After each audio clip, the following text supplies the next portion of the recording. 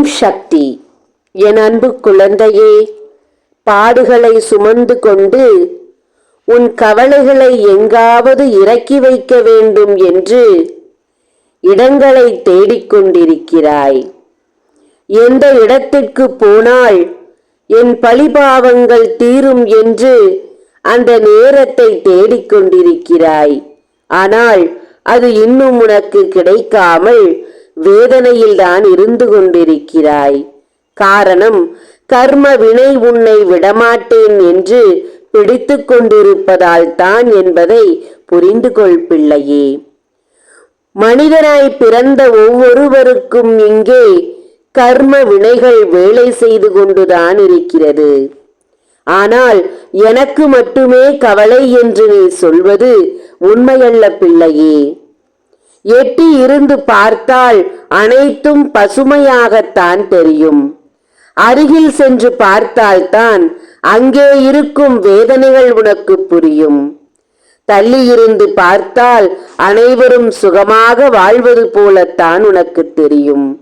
என் அன்பு பிள்ளையே, நீ பலருக்கும் நிழலாக இருந்தவள், பலரையும் வாழ வைத்தவள்.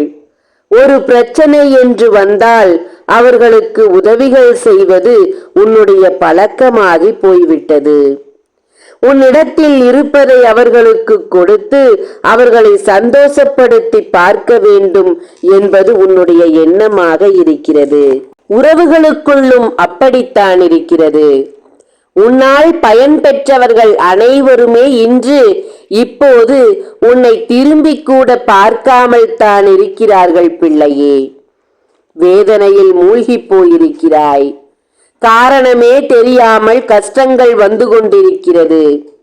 அந்த கஷ்டத்தில் இருந்து விடுபட முடியாமல் துடித்துக் கொண்டிருக்கிறாய்.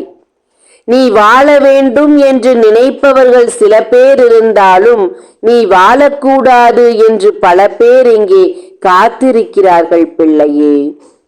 உன் நடவடிக்கையில் சந்தேகங்களை எழுப்பிக் கொண்டிருக்கிறார்கள்.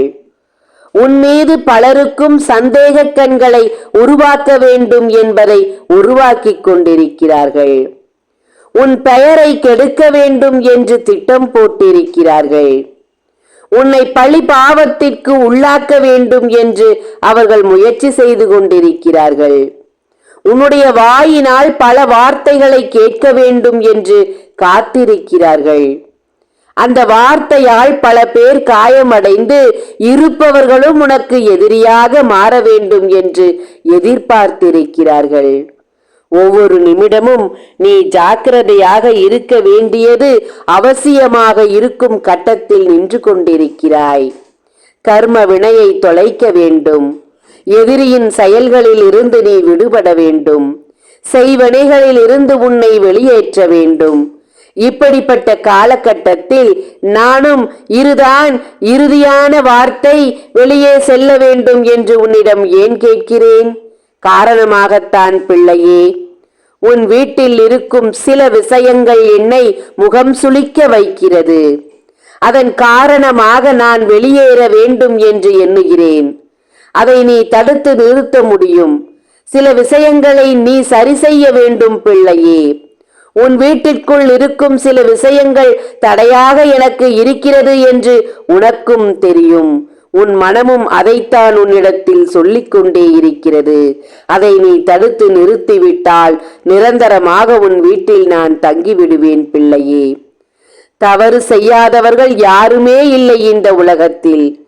ஆனால் அது தவறு என்று தெரிந்தும் மீண்டும் மீண்டும் அதை செய்வதால் தான் பாவங்கள் அதிகரித்துக் கொண்டிருக்கிறது.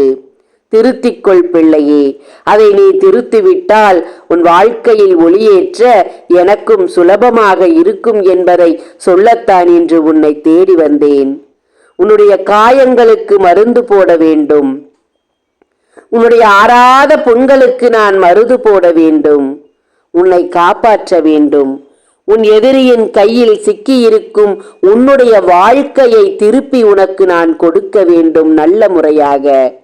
உன் வாழ்வு இப்படியே முடிந்துவிடும் என்று நினைக்காதே. கர்ம வினை தொலையும் நேரமும் வருகிறது. உன்னுடைய காலகட்டங்களும் மாறும் நேரமாக இருக்கிறது. நல்ல விஷயங்கள் அடுத்து அடுத்து அடுத்து என்று உனக்கு நடக்கவும் காத்திருக்கிறது. நல்ல மனதோடு இரு, நல்லதையே நினை, நல்லதே உனக்கு நடக்கும். இந்த நேரத்தில் உன்னிடத்தில் நான் ஒன்றை மட்டும் சொல்லிக் கொள்கிறேன். தூய்மையான எண்ணத்தோடு இரு.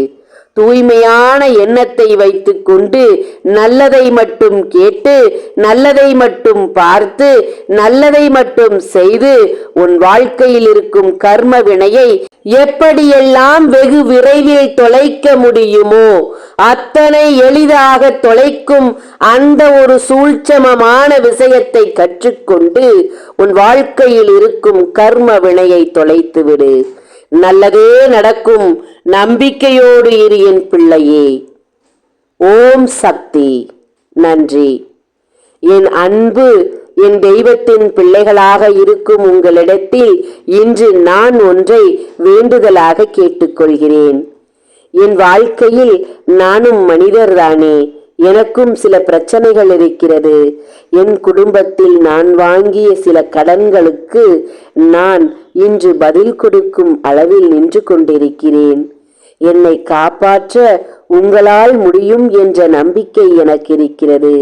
இயன்ற உதவியை எனக்காக நீங்கள் செய்வீர்கள் என்று காத்திருக்கிறேன். தாயை நடுவில் வைத்து உங்களிடம் இந்த வார்த்தையை நான் ஒப்படைக்கிறேன். மனதார உங்களால் என் கடன் பிரச்சனை தீரும் என்று நம்பிக்கையோடு கேட்கிறேன். நம்பிக்கையோடு உங்களிடம் மடியேந்தி மடிப்பிச்சையாக கேட்கிறேன். உங்களால் முடிந்த உதவியை எனக்கு தாயின் காணிக்கையாக கொடுப்பீர்களா? என் வேதனையை தீர்த்து விடுவீர்களா? என் கண்ணீரை உங்களால் உங்கள் கரத்தினால் துடைக்க முடியும் என்று நம்புகிறேன். அதனால் தான் இந்த வாக்கோடு உங்களிடம் பேசிக் கொண்டிருக்கிறேன். சொந்தங்களிடையே வாங்கிய கடன் பிரச்சனை இப்போது பெருமளவில் என்னை தொந்தரவு செய்து கொண்டு இருக்கிறார்கள். அதிலிருந்து என்னை விடுபட வைக்கும் அந்த ஒரு எண்ணத்தை அந்த தெய்வம், அந்த தாய் ஆதி பராசக்தி உங்கள் எண்ணத்தில் கொடுத்து உங்களால் இயன்ற உதவியை எனக்கு தருமாறு பணிவோடு கேட்டுக்கொள்கிறேன். மடிப்பிச்சையாக கேட்டுக்கொள்கிறேன். ஓம் சக்தி. நன்றி.